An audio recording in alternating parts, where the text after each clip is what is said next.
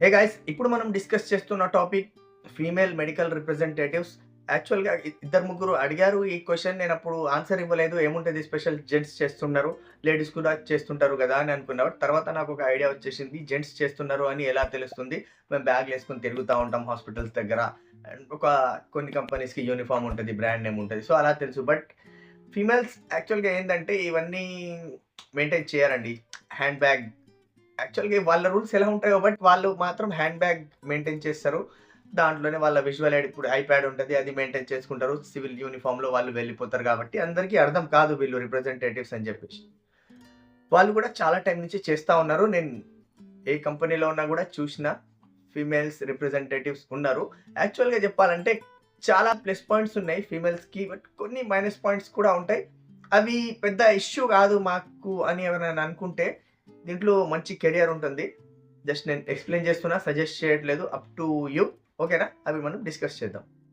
ఒకటి, మీకు సొసైటీలో మంచి రెస్పెక్ట్ ఉంటుంది. మీరు చూసారా? ఫర్ ఎగ్జాంపుల్ ఒక ఫుడ్ డెలివరీ వర్క్ ఉంది. ఒక మగాడు డెలివరీ బాయ్‌గా వర్క్ చేస్తున్నాడంటే హి ఈస్ అన్ ఇడియట్ అంటారు. ఏం లేదు, వీడి కెరియర్ ఆగమైపోయింది అని అంటారు. అదే ఒక లేడీ కానీ ఆ! వాళ్ళు ఇలాంటి వర్క్ చేస్తే, వాహ్! She is working hard. తన ఫ్యామిలీని తను పోషించడానికి ఎంత కష్టపడుతుంది అని చెప్పేసి సింపతి చూపిస్తారు. ఆమెని గ్రేట్‌గా చూస్తారు. అలాంటిది మీరు మెడికల్ రిప్రజెంటేటివ్ జాబ్ చేస్తే మీకు ఆబ్వియస్‌లీ మంచి రెస్పెక్ట్ ఉంటుంది కూడా. ఇంకొకటి, మీకు సేల్స్‌లో కూడా పెద్ద ఇబ్బంది అవ్వదు. ఎందుకంటే డాక్టర్స్ ఫీమేల్స్ కూడా ఉంటారు. వాళ్ళ దగ్గర ఎప్పుడు చూసినా బాయ్స్ చాలా మంది, ప్రతి డాక్టర్ దగ్గర దాదాపు 20 మంది రిప్రజెంటేటివ్స్ ఎళ్తా ఉండరు. మా ప్రొడక్ట్ చూడండి, మా ప్రొడక్ట్ చూడండి అని చెప్పేసి. గర్ల్స్ చాలా తక్కువ మంది ఉంటారు.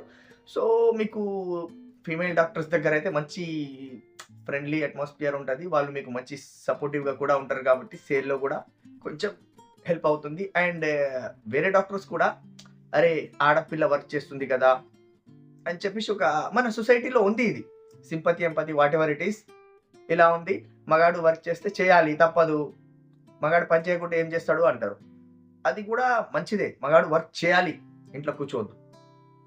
లేడీస్ ఇక వాళ్ళ సిట్యుయేషన్ ప్రకారం కొంతమంది తప్పని పరిస్థితుల్లో చేస్తారు. కొంతమంది తప్పని పరిస్థితుల్లో ఏంటి, నాకు తెలిసి అందరూ వర్క్ చేయాలి. అందరూ వర్క్ చేయాలి. అందరూ ఎంతో కొంత ఎర్నింగ్స్ చేస్తూ ఉండాలి. ఎందుకంటే ఇప్పుడున్న రేట్ల ప్రకారంగా చూస్తే హ్మ్. గడవడం కష్టమే. ఒకరు పని జేసి నలుగురు తింటే అది అవ్వదు. ఓకేనా? అయితే ప్లస్ పాయింట్ నేనొకటి చెప్తాను. మీకు ఇందులో డైలీ వర్క్ ఉండదు. ఇది ఒక సీక్రెట్.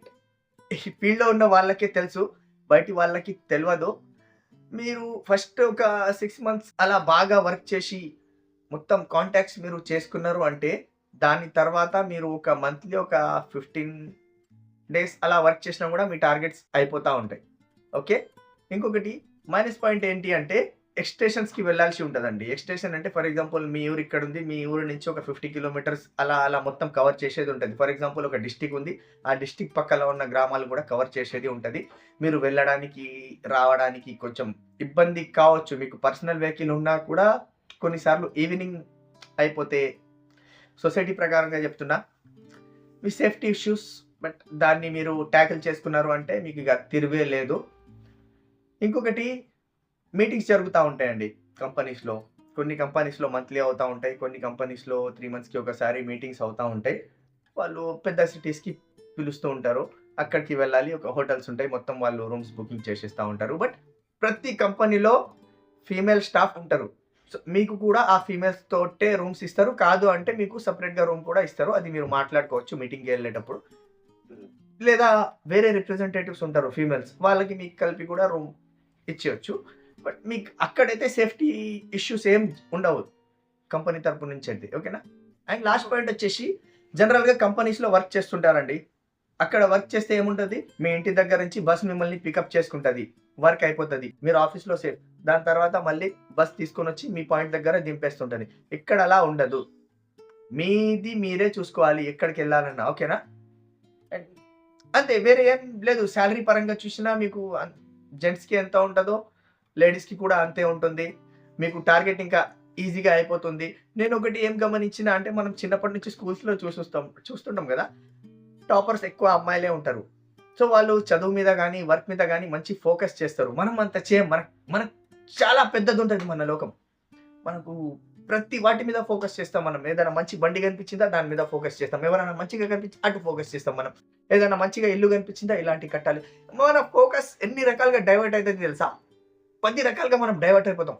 ఎవడన్నా మంచి బట్టలేసుకుంటే "ఏం అక్క ఈ బట్టలు బాగున్నాయి. ఇలాంటిది తీసుకోవాలి." సో, మనం మనకు చాలా ఉంటది. ప్రతి చోట మనం డైవర్ట్ అయిపోతాం. వాళ్ళకలా ఉండదు. నేను, నా వర్క్, నా ఫ్యామిలీ, నా పిల్లలు, థాట్ ఖతం.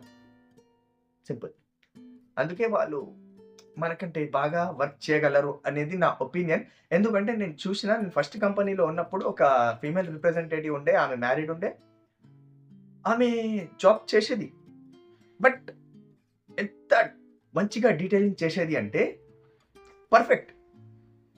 అబ్బాయిలందరూ మనం అక్కడ ఏదో ఒక చోట మిస్టేక్ అయిపోతా ఉంటది. బట్ వాళ్ళకలా లేకుండే. సో, పర్ఫెక్ట్‌గా వర్క్ చేసుకుంటారు వాళ్ళు. వాళ్ళ పనేదో వాళ్ళు చూసుకుంటారు. ఇంట్లో పడతారు అంతే. అందుకే ఫీమేల్స్ కూడా రిప్రజెంటేటివ్ జాబ్ చేసుకోవచ్చు. ఎలాంటి ఇబ్బందులు ఉండవు. మీ పర్సనల్ సేఫ్టీ గురించి మీరు చూసుకుంటే ఇంకేం ఇష్యూస్ లేవు. సింపుల్ జాబ్స్ ఎలా చేయాలి? అది కూడా సింపుల్ అండి. వేకెన్సీ పడుతుంది. వాళ్ళ మేనేజర్స్ నంబర్ ఉంటది దాంట్లో. వాళ్ళకి ఫోన్ చేయాలి. మన రెజ్యూమే పంపాలి. ఇంటర్వ్యూ ఇచ్చేయాలి. ఇంటర్వ్యూలో సెలెక్ట్ అయిపోవాలి. ట్రైనింగ్ ఉంటుంది. ట్రైనింగ్‌కి వెళ్ళాలి. వచ్చేయాలి. జాబ్ చేసుకోవాలి. సింపుల్. ఓకే. Thank you.